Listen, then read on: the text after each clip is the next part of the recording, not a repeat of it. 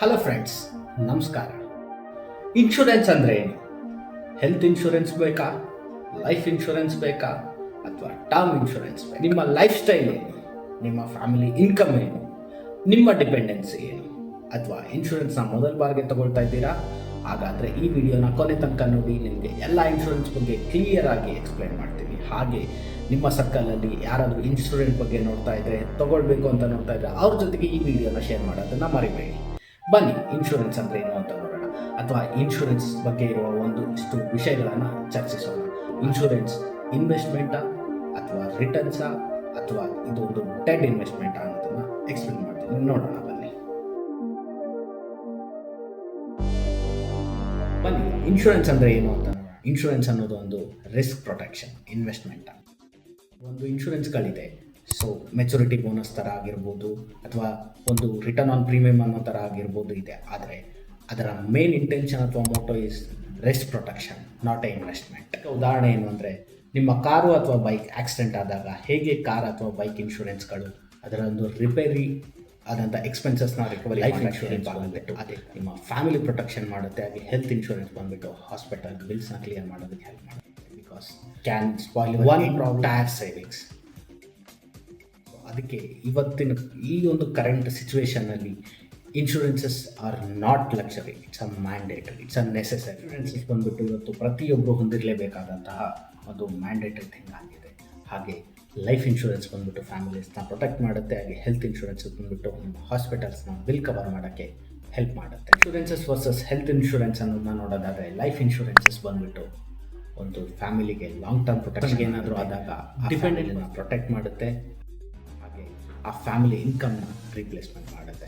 ಯಾಕಂತಂದರೆ ಆ ಫ್ಯಾಮಿಲಿಯಲ್ಲಿ ಯಾರಾದರೂ ಒಬ್ಬ ಡಿಪೆಂಡೆಂಟ್ ಪರ್ಸನ್ಗೆ ಅನ್ಫಾರ್ಚುನೇಟ್ ಆಗಿ ಏನಾದರೂ ಆದರೆ ಆ ಫ್ಯಾಮಿಲಿಗೆ ಯಾವುದೇ ಥರದಲ್ಲಾದರೂ ತೊಂದರೆ ಬರ್ಬೋದು. ಅದರಿಂದ ಈ ಒಂದು ಲೈಫ್ ಇನ್ಶೂರೆನ್ಸಸ್ ಆ ಫ್ಯಾಮಿಲಿಗೆ ಪ್ರೊಟೆಕ್ಷನ್ ಆಗಿ ಕಾಪಾಡುತ್ತೆ. ಲೈಫ್ ಅಥವಾ ಟರ್ಮ್ ಇನ್ಶೂರೆನ್ಸಲ್ಲಿ ಎಕ್ಸ್ಪೆಷಲಿ ಬಾಯ್ಸ್ ನೋಡಬೇಕಾದಂಥ ಮ್ಯಾರಿಡ್ ವುಮೆನ್ ಪ್ಲಾನ್ ಆ್ಯಕ್ಟಿವ್ ಆಗಿರಬೇಕು. ಮತ್ತು ಮದುವೆ ಅಥವಾ ಮಕ್ಕಳಾದಮೇಲೆ ಅದನ್ನು ಆ್ಯಡ್ ಮಾಡುವಂಥ ಒಂದು ಆಪ್ಷನ್ ಇರಬೇಕು. ಯಾಕಂತಂದರೆ ಈಗ ಯಾವುದೇ ಒಂದು ಲೋನ್ಸ್ ಇರ್ಬೋದು, ಅಥವಾ ಎನಿ ಒಂದು ನಮ್ಮದು ಒಂದು ಡೆಟ್ಸ್ ಇರ್ಬೋದು, ಆ ಟರ್ಮ್ ಇನ್ಶೂರೆನ್ಸಸ್ ಬಂದಾಗ ಅದರಿಂದ ಅದನ್ನು ಪೇ ಮಾಡುವಂಥ ಆಪ್ಷನ್ಸ್ ಎಲ್ಲ ಇರುತ್ತೆ. ಬಟ್ ಅದರಲ್ಲಿ ಮ್ಯಾರಿಡ್ ವುಮೆನ್ ಪ್ಲಾನ್ ಏನಾದರೂ ಆ್ಯಕ್ಟಿವ್ ಇದ್ದರೆ ಯಾವುದೇ ಕಾರಣಕ್ಕೆ ಅದನ್ನು ಯಾರೂ ಮುಟ್ಟೋಕ್ಕೆ ಸಾಧ್ಯ ಇಲ್ಲ. ಅದು ಕಂಪ್ಲೀಟಾಗಿ ಫ್ಯಾಮಿಲಿ ಅಥವಾ ಡಿಪೆಂಡೆನ್ಸ್ಗೆ ಟ್ರಾನ್ಸ್ಫರ್ ಆಗುತ್ತೆ. ಅಂದರೆ ಇದು ಒಂದು ಹಾಸ್ಪಿಟಲ್ ಬಿಲ್ನ ಕ್ಲಿಯರ್ ಮಾಡೋಕ್ಕೆ ಹೆಲ್ಪ್ ಆಗುತ್ತೆ, ಕ್ಯಾಶ್ಲೆಸ್ ಟ್ರೀಟ್ಮೆಂಟ್ ಆಗುತ್ತೆ, ಮೆಡಿಕಲ್ ಬಿಲ್ ಇನ್ಫ್ಲೇಷನ್ನ ಪ್ರೊಟೆಕ್ಟ್ ಮಾಡುತ್ತೆ. ಹಾಗೆ one medical bill can go up to 3 to 5 lakhs. So one emergency can spoil our entire savings. So health insurance ಅಥವಾ ವರ್ಸಸ್ ಲೈಫ್ ಇನ್ಶೂರೆನ್ಸ್ ನೋಡೋದಾದರೆ, ನನ್ನ ಪ್ರಕಾರ ಕೇಳೋದಾದರೆ, ಎರಡೂ ಸಹ ಮಸ್ಟ್ ಇನ್ವೆಸ್ಟ್ಮೆಂಟ್ಸ್ ಪ್ಲಾನ್ಸ್ ಬೇಕೇ ಬೇಕು ಪ್ರತಿಯೊಬ್ಬರು. ಇನ್ಶೂರೆನ್ಸ್ ಅಂದರೆ ಟರ್ಮ್ ಇನ್ಶೂರೆನ್ಸ್ ಒಂದು ಪ್ಯೂರ್ ಲೈಫ್ ಪ್ರೊಟೆಕ್ಷನ್ ಪ್ಲಾನ್ ಆಗಿದೆ. ಪ್ರತಿಯೊಬ್ಬರು ಹೊಂದಿರಲೇಬೇಕಾದಂತಹ ಒಂದು ಪ್ಲಾನ್ ಇದಾಗಿದೆ. ಯಾಕಂದರೆ low premium, high protection, no maturity return. ಆದರೆ ಕೆಲವೊಂದು ಪ್ಲಾನ್ಸ್ ಈಗ ರಿಟರ್ನ್ ಆನ್ ಪ್ರೀಮಿಯಮ್ ಆಗಿದೆ. ಭಾರತ ಸರ್ಕಾರ ಸಹ ಟರ್ಮ್ ಇನ್ಶೂರೆನ್ಸ್ ಮೇಲೆ GSTನ ತೆಗೆದಿದ್ದಾರೆ. ಹಾಗಾದರೆ ನೀವು ಸಹ ಅರ್ಥ ಮಾಡ್ಕೋಬೇಕು ಈ ಟರ್ಮ್ ಇನ್ಶೂರೆನ್ಸ್ ಎಷ್ಟು ಇಂಪಾರ್ಟೆಂಟ್ ಅಂತ. For example, term insurance can start with for 1 crore starts with 800 to 1500 rupees per month. So ಫ್ಯಾಮಿಲಿಯಲ್ಲಿ ಡಿಪೆಂಡ್ ಆಗಿರುವಂಥ ಪರ್ಸನ್ ಅಥವಾ ಯಂಗ್ ಅರ್ನರ್ಸ್ ಪ್ರತಿಯೊಬ್ಬರು ಹೊಂದಿರಲೇಬೇಕಾದಂಥದ್ದು. ಏನಾದರೂ ಅನ್ಫಾರ್ಚುನೇಟ್ ಥಿಂಗ್ಸ್ ಆದಾಗ family can get a complete insurance ಬಗ್ಗೆ ಇರುವ ಕೆಲವೊಂದು ತಪ್ಪು ನಂಬಿಕೆಗಳನ್ನು ನೋಡೋಣ. ಕೆಲವೊಬ್ರು ಹೇಳ್ತಾರೆ ಇನ್ಶೂರೆನ್ಸ್ ಅಂದರೆ ಇನ್ವೆಸ್ಟ್ಮೆಂಟ್ ಅಂತ.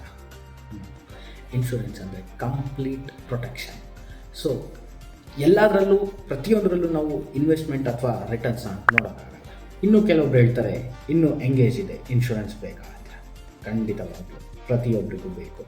ಈವನ್ ಎಂಗೇಜಲ್ಲಿ ಇನ್ಶೂರೆನ್ಸ್ ತಗೊಳ್ಳೋದ್ರಿಂದ ಪ್ರೀಮಿಯಂ ಕಡಿಮೆ ಆಗುವ ಚಾನ್ಸಸ್ ತುಂಬ ಇರುತ್ತದೆ. ಕೆಲವೊಬ್ರು ಹೇಳ್ತಾರೆ ಕಂಪನಿ ಇನ್ಶೂರೆನ್ಸ್ ಇದೆ ಸಾಕು, ಅಲ್ಲಿರುವವರೆಗೂ ಓಕೆ ತೊಗೊಳ್ಬೋದು. ಆದರೆ ಆ ಕಂಪನಿ ಬಿಟ್ಟು ನೀವು ಚೇಂಜ್ ಮಾಡಿದಾಗ ಇನ್ಶೂರೆನ್ಸ್ ಕವರ್ ಹೋಗುತ್ತೆ, ಮತ್ತೆ ಎಲ್ಲ ವೇಟಿಂಗ್ ಪೀರಿಯಡ್ಗಳು ಸ್ಟಾರ್ಟ್ ಆಗುತ್ತೆ ಹೊಸ ಕಂಪ್ನಿಯಲ್ಲಿ ತೊಗೊಂಡಾಗ. ಹಾಗೆ ಕಂಪನಿಗಳಲ್ಲಿ ಕೊಡುವಂಥದ್ದು ಒಂದು ಗ್ರೂಪ್ ಇನ್ಶೂರೆನ್ಸ್ ಆಗುತ್ತೆ. Always V recommend not go with a group. ಕೆಲವೊಬ್ಬರು ಹೇಳ್ತಾರೆ ಇನ್ಶೂರೆನ್ಸ್ಗಳು ತುಂಬ ರಿಜೆಕ್ಟ್ ಆಗುತ್ತೆ, ಕ್ಲೈಮ್ ಆಗಲ್ಲ ಅಂತ. ಸರಿಯಾದ ಡಾಕ್ಯುಮೆಂಟ್ಸ್, ಸರಿಯಾದ ಪಾಲಿಸಿ ಇದ್ದರೆ 100% ಕ್ಲೈಮ್ ಪೇಡ್ ಆಗೇ ಆಗುತ್ತೆ. ಮತ್ತು ಮಿಡ್ ಕ್ಲಾಸ್ ಫ್ಯಾಮಿಲೀಸ್ ಅವರು ಯೋಚನೆ ಮಾಡ್ತಾರೆ, ನಮ್ಮ ಇನ್ಕಮ್ ಕಡಿಮೆ ಇದೆ, ಇನ್ಶೂರೆನ್ಸಸ್ ಬೇಕಾ ಅಂತ. ಇನ್ಶೂರೆನ್ಸ್ ಬೇಕೇ ಬೇಕು. ಯಾಕಂತಂದರೆ ಮಿಡ್ ಕ್ಲಾಸ್ ಫ್ಯಾಮಿಲಿಯಲ್ಲಿ ಇನ್ಕಮ್ ಲಿಮಿಟಲ್ಲಿರುತ್ತೆ.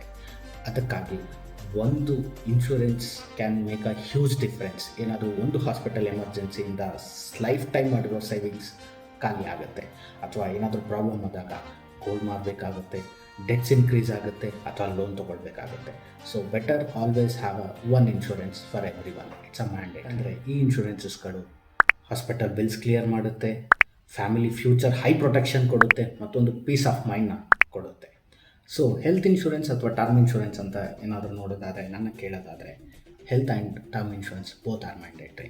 ಸೊ ಇದು ಇಯರ್ಲಿ ಒನ್ ಟೈಮ್ ಪೇಮೆಂಟ್ಸ್ ಆಗಿತ್ತು, ಮತ್ತು ಪ್ರತಿಯೊಬ್ಬರೂ ಒಂದು ಸ್ಮಾಲ್ ಮಿನಿಮಮ್ ಅಥವಾ ಹೆಲ್ತ್ ಇನ್ಶೂರೆನ್ಸಸ್ಸಲ್ಲಿ ಬಂದರೆ ಒಂದು 5 ಲಕ್ಷ ಕವರೇಜು, ಹಾಗೆ ಟರ್ಮ್ ಇನ್ಶೂರೆನ್ಸಲ್ಲಿ ಬಂದರೆ ಒಂದು 50 ಲಕ್ಷ ಮಿನಿಮಮ್ ಕವರೇಜಸ್ನ ತೊಗೊಂಡು ಇದನ್ನು ಒನ್ ಟೈಮ್ ಪೇಮೆಂಟ್ ಮಾಡ್ತಾ ಬರ್ಬೋದು ಇಯರ್ಲಿ.